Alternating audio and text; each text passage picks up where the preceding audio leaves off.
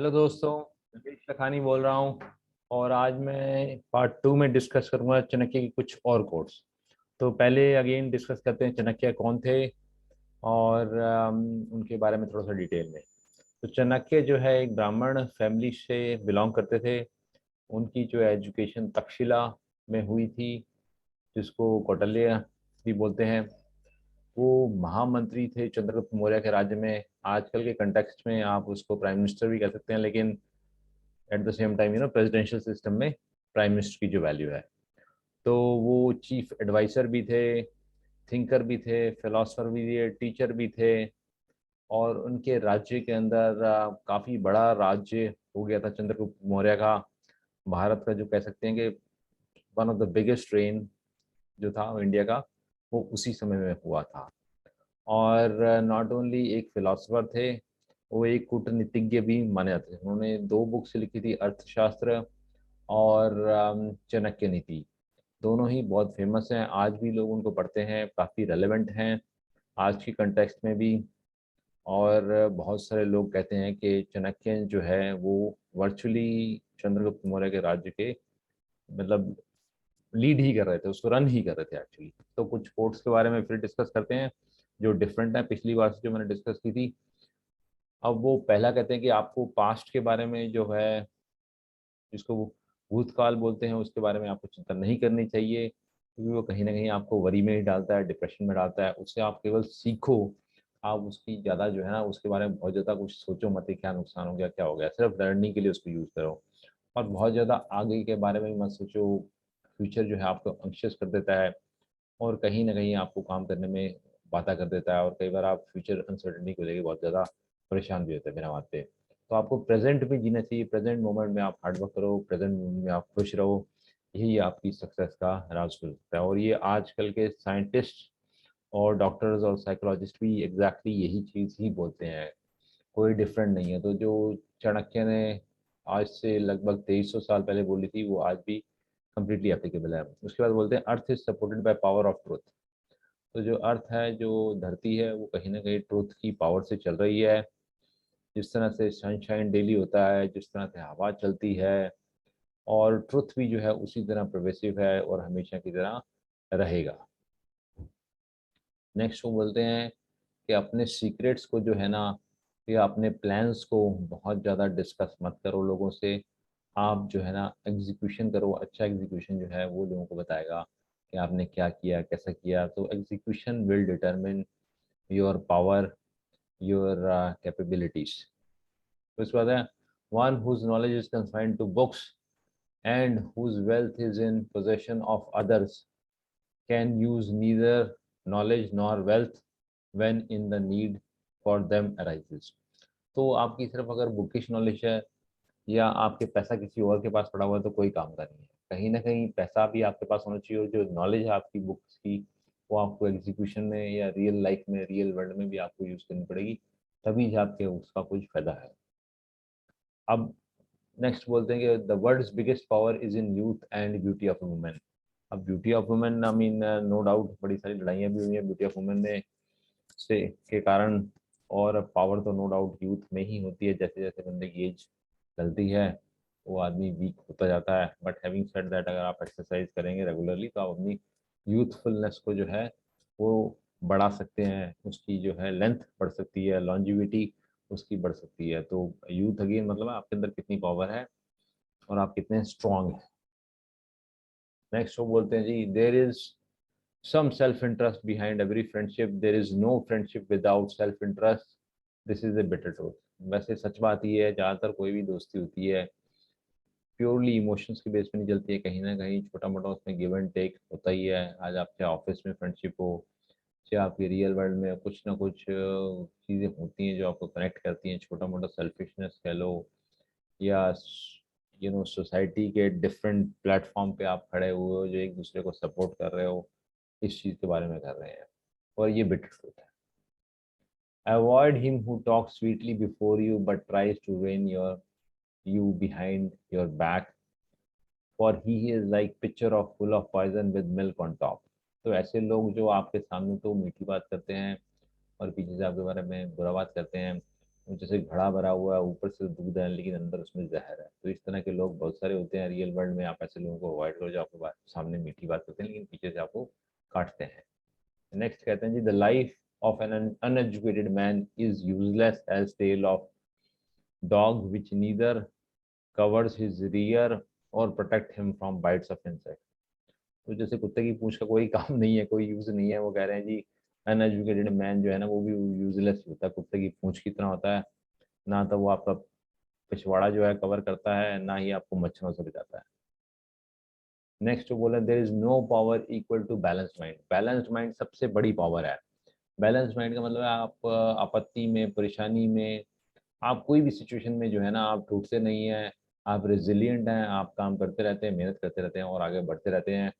Again आप सिर्फ जो परेशानियां होती हैं, जो बैड एक्सपीरियंस होते हैं उनसे सीखते हैं, लर्न करते हैं, लेकिन आप टूटते नहीं हैं।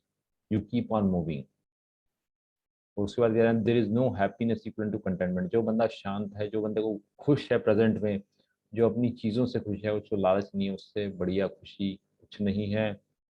और ग्रीडीनेस जिसको बोलते हैं, लालच से बड़ी कोई बीमारी नहीं है। तो ये सब चीज़ें। और उसके अलावा उन्होंने बोला है till the enemy is weak, weakness is known, he should be kept on friendly terms. तो अनलेस आपको मालूम है कि एनिमी को कैसे हराया जा सकता है, उसकी वीकनेसेस क्या है, कमियां कैसे हैं, तब तक उससे लड़ाई मत करो, उससे दोस्ती ही बनाए रखो, क्योंकि नहीं तो आपको वो हावी हो जाएगा और आपको वो हरा देगा।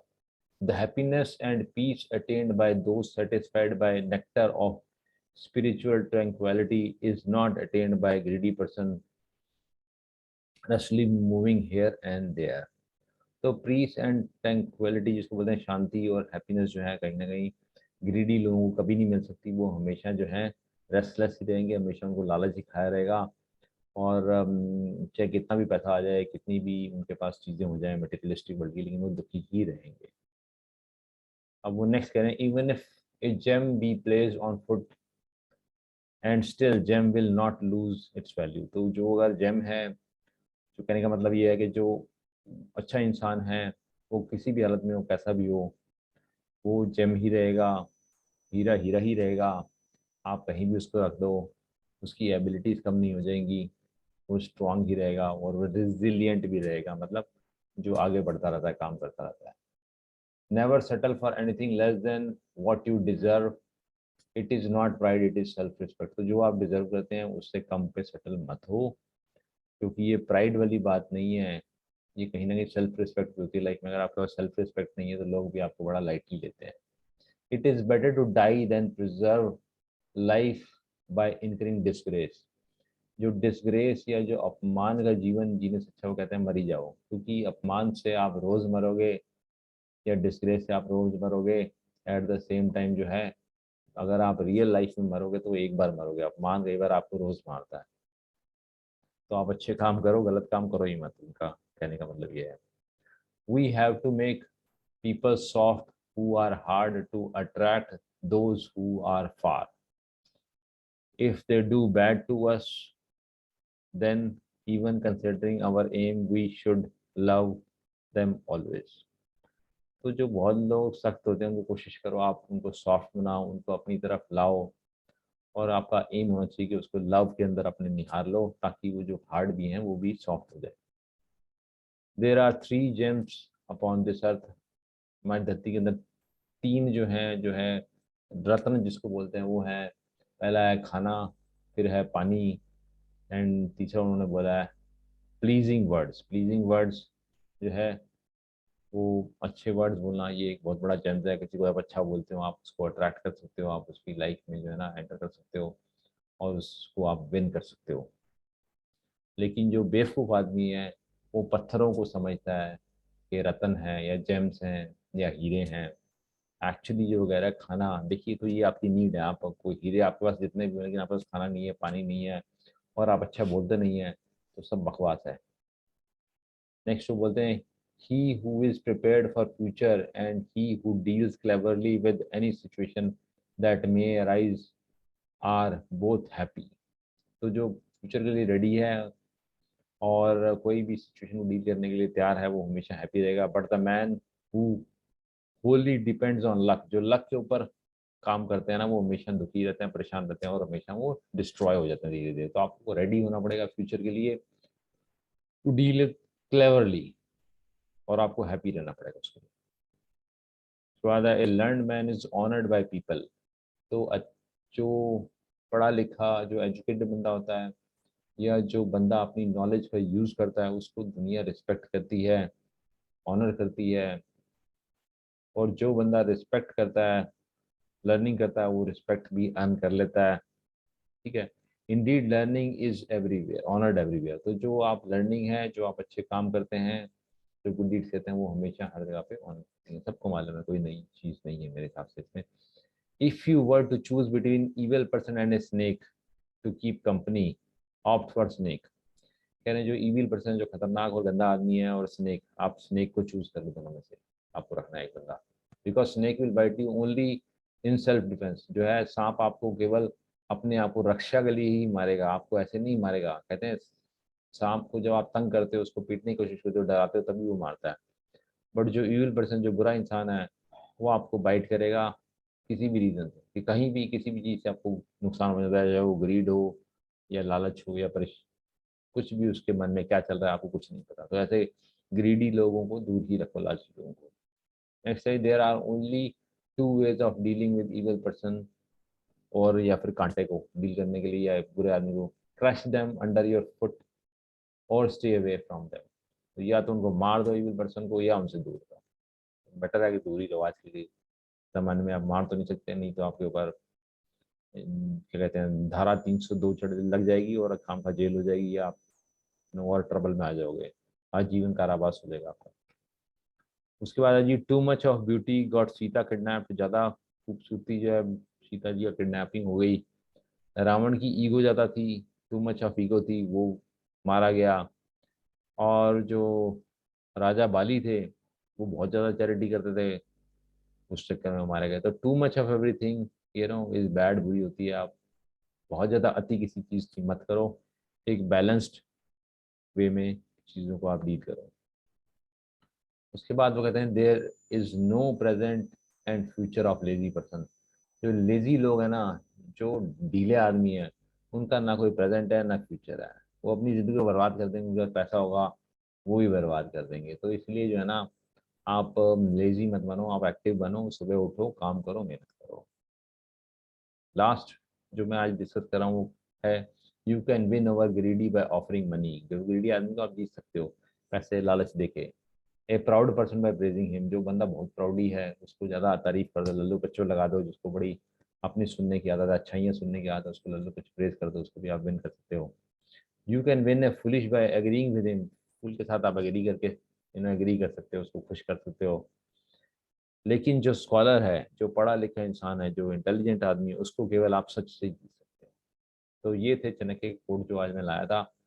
आई होप आपको पसंद आए होंगे। और सारे के सारे मैं कहूँगा आज भी उतने ही रिलेवेंट हैं, उतने ही इम्पोर्टेंट हैं जितने उस समय में थे।